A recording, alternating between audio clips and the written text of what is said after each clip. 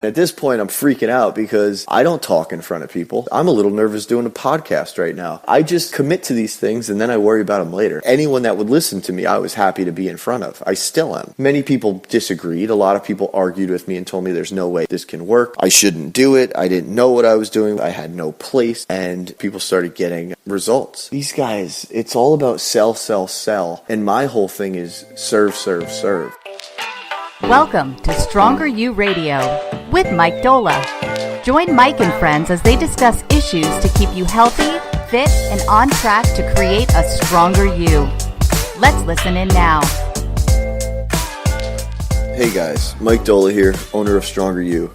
And I'm just going to take a minute to introduce our first podcast. This podcast is a little bit about myself and the history of StrongerU. So thank you for joining us. I'll warn you, I'm not a professional storyteller, but I'm going to do my best in explaining our story, why we do what we do, how we do what we do, and what we can do to try to change this world. So thanks a lot, guys. So a little bit about myself. I like to think of myself as a slight underachiever in my former professional career. Normal guy, went to college for business, worked in banking for years. Wasn't my thing. I didn't love it. It wasn't as fulfilling as I was hoping. You think working around money can make you money, but it wasn't really the case. So I was in banking for a while. I moved out to California with my best friend Mike, who I'll introduce a little later because he plays a very important role in StrongerU and StrongerU's success. But we moved out to California. This was probably about 10 years ago at this point. And we were there for 6 months. I was working in banking. I thought I was loving it. Normal banking job, opening accounts, doing loans, things like that. And I really tried to convince myself that I didn't hate my current situation. I'm in California. Everything's cool. It's 75 degrees every day and sunny. And life is great, but it really wasn't. It wasn't my thing. So, I missed home. I missed my family. I missed most of my friends. I say most. I didn't mean to sound like that. I missed all of my friends. But I came home and I got another banking job. And I was like, oh, this is cool, until it wasn't. And then I was like, well, this isn't my thing. Banking isn't for me. I don't want to do this anymore. So I went back to school for teaching. I wanted to teach. I liked educating people. I liked informing them, whether they asked or not. And this is something I'm working on. I don't want to be the guy that just gives information. I want people to ask for it. So this is part of my maturity as a person, that I don't have to just throw info at people that don't ask. But anyway, teaching was what I wanted to do. I thought it would be awesome to be in a career that fulfilling, and summers off sounded really cool too. But my world kind of came crashing down, and I had to make some decisions. To get personal for a moment, my mother was diagnosed with cancer, and 4 days later passed away. No sign of it, just didn't feel right. Went to the doctor, brain cancer. Done 4 days later. It was pretty wild. Sorry to lay that on you guys, but I think it's important to hear because it is a big part of what happened here. So I had to make a decision. I had a lot of grown-up problems after that happened. I had a lot of bills laid on me. I couldn't work part-time and go to school anymore, so I had to decide I have to go back full-time. And I was in banking, and it just wasn't what I liked to do. I didn't hate it, but I didn't love it. And I'm the type of person that thinks life is too damn short to do something all day that you don't want to do. So I decided to go back to school online for human resources. At this point, all I had was my degree in business management, which is, what does that even mean? So human resources was my thing. I thought maybe I can get into the training side of banking, or, I could help people. It could be, more of a educational type position. So I did that.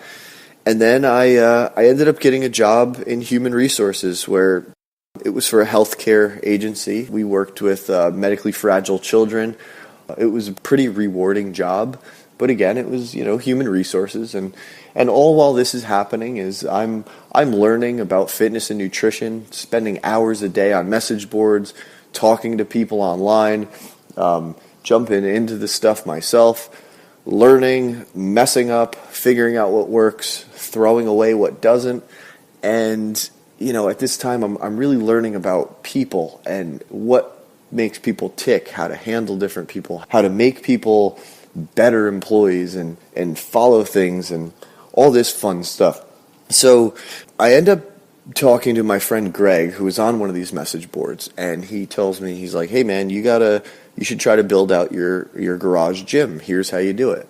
So I decide to dedicate a little corner space in my garage to a little workout area. And this area was pretty simple, a couple stall mats, squat rack, dumbbells, barbells, pull-up bar, basic stuff that you could get a good workout in. So I'm working out, some friends start to come over, maybe 1 to 2 a day, and I really fall in love with helping people and helping these guys train. So I decide, okay, this is maybe what I want to do. And I think in my head, how can I make this happen? Do I quit my job and just try to train people, or do I try to train people an hour or 2 a day after work? Like, what's the road here? Like, I don't really know what to do. So I get certified, I do all that stuff. So I picked StrongerU for 2 reasons. I thought it was a cool play on words with StrongerU as the person and StrongerU as like a university, a place of learning. I was pretty happy with that name. I thought it was cool. But I was known as CrossFit Newberg at the time. I affiliated with CrossFit because I thought, being really into it at the time, it was like my style of training, and to leverage the name into growth into a bigger space. So at this point, I'm in a 500 square foot garage. It looked really cool. It was orange and it had really nice new equipment and all this fun stuff. But it's in the Northeast. It's cold as hell. Nobody wants to work out there when the area is full of really good, awesome, big, clean CrossFits, and I'm this little dinky crap on a private road in Newberg. So if I was a consumer, I probably would have went to the other CrossFits also. But I thought I could get people there and outgrow it and all this stuff. So it didn't really work. I would probably say that the gym was a failure. I didn't really have many clients there. Month to month, I would lose some, I would gain some, but we never really got over the hump that made me confident enough to reach out to a larger space and quit my job and live happily ever after. So a year later, CrossFit hits me up and they say, hey Mike, your affiliation fee is due for the next year. And I say, well, crap, what do I do? And then I'm not sure what happened. I started leaning more towards the nutrition stuff, and this is what I think I was much better at than the training. I was good at the training, but I didn't think I was as good at training as I was nutrition. So I started talking more and more about nutrition on Facebook. I was that guy that was annoying you probably 3 to 4 times a week, posting some random information that you probably didn't care about, but it turned out it was really helpful because one day a friend of mine, Cindy, who owns a local gym, messaged me and said, hey Mike, I need help with my nutrition. And I said, oh, cool, awesome. Here's some information. She says, I want to hire you. And I'm thinking, holy crap, I think this is a thing. Can I do this online nutrition thing? So I'm certified for it. I'm ready to go. My past led me to this, and I knew exactly what I wanted to do. I had a system in my head and a way to do things. So I want to be clear here that our program is what I think a perfect collection of every reason diets do work and very little reasons diets don't work. So what I wanted to do was reverse engineer the dieting process, figure out why people fail diets, and try to fix those things. Diets are too strict. You can't live life. You can't be a normal person on most diets. Well, I'm going to fix that. You're going to eat a certain amount of protein, fat, and carbs. It's going to put you in the perfect energy balance for your needs, for optimal health, performance, and body composition. I'm going to be there to support you. You can text me anytime, and that is still our bread and butter. You can talk to your coach at any moment. There is no time off. We will answer you as quickly as possible. We will hold you accountable. You're checking in weekly. You are never going to get out of sight. We don't just hand you a program and throw you on your way. We are working one-on-one with you, and we're going to create a community. We're going to put you with a bunch of buddies that are doing the same thing as you. And I think the community is huge because it's like the child going to the parent. Like, the child doesn't always want to go to the parent. The child sometimes wants to go to the other children and get help. If you put like-minded people together, they're going to do so much better. So I wanted to throw people in together, and I wanted to create this little system that was what I thought was exactly what people needed to succeed with nutrition and dieting. So we did this. Cindy, says, come to my gym on Saturday. So I go to her gym. We talk about it. She loves it. She's in. She tells me, hey, I want to introduce you to my gym. I think they could really benefit from this thing. And I'm like, oh, okay, cool. She says, why don't you come do a talk at our gym about, nutrition, and we'll see if we can get you some clients and get people signed up. And I said, okay, cool. Let's do it. I'm in. And at this point, I'm freaking out because I don't talk in front of people. I never did this. I'm a little nervous doing a podcast right now. So I just commit to these things, and then I worry about them later. So I did it, and I talked to them. I think there was 8 people that showed up. It wasn't a great turnout, but at that point, anyone that would listen to me, I was happy to be in front of. I still am. So a few people signed up, and at this point, other than myself and just knowing nutrition, rules of the universe and how things work and why things happen in terms of body composition and performance, I had no proof that this was going to work. So these first few clients, I owe the world to because they trusted me, a guy that just talked a lot of crap on Facebook, sounded like he knew what he was talking about. Many people disagreed. A lot of people argued with me and told me there's no way this can work. I shouldn't do it. I didn't know what I was doing with. I had no place to do it. It was a little weird at first. A lot of people didn't like it. But the people that mattered did. And, Cindy introduced me to her gym. Our first month, 7 or 8 people signed up, and people started getting results. And they were telling their friends. And they would say, hey, man, I can text this guy, and he will respond extremely fast. Sometimes within minutes, sometimes within hours, but I was always connected. I told all my clients, I am in your pocket at all times. When you need help, I don't care if you're looking at a cookie and you know you shouldn't eat it. If you need some help, you let me know. And they would do that. And, they were checking in week after week. And I was like, oh, they're all in for 12 weeks, 7 or 8 people.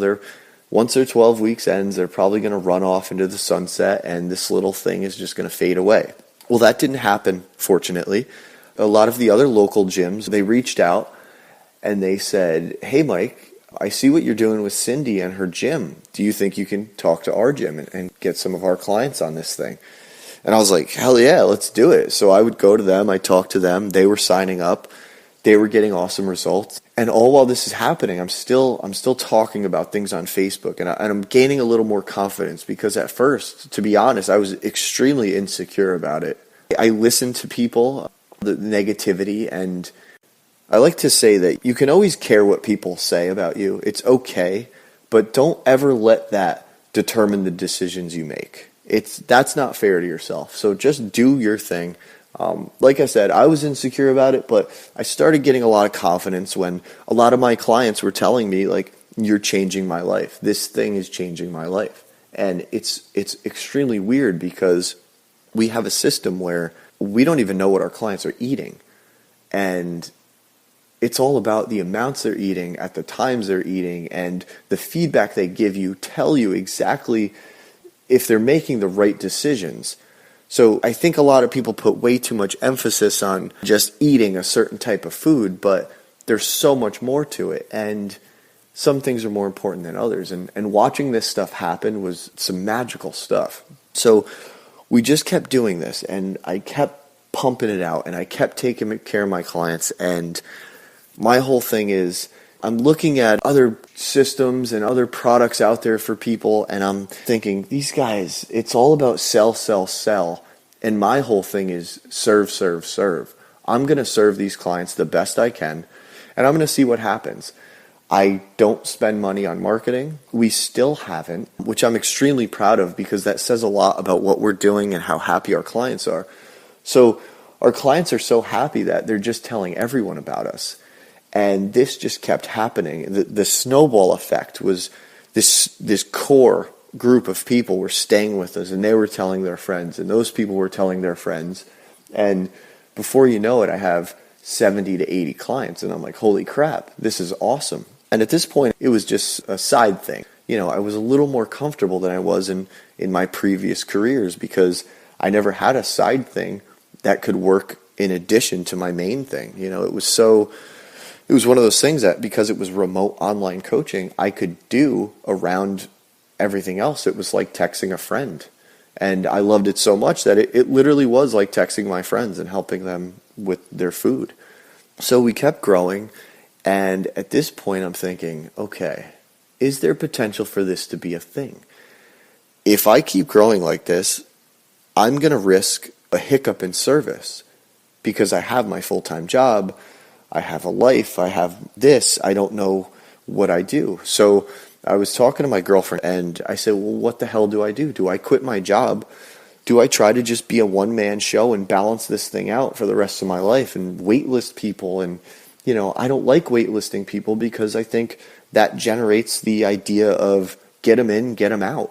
And we don't want to do that. We want to serve people as long as they need it. And if people know there's a wait list, maybe they jump out before they're ready because they think it's doing you a favor. We're trying to do you a favor, the clients. Don't do us favors. We're here to help you.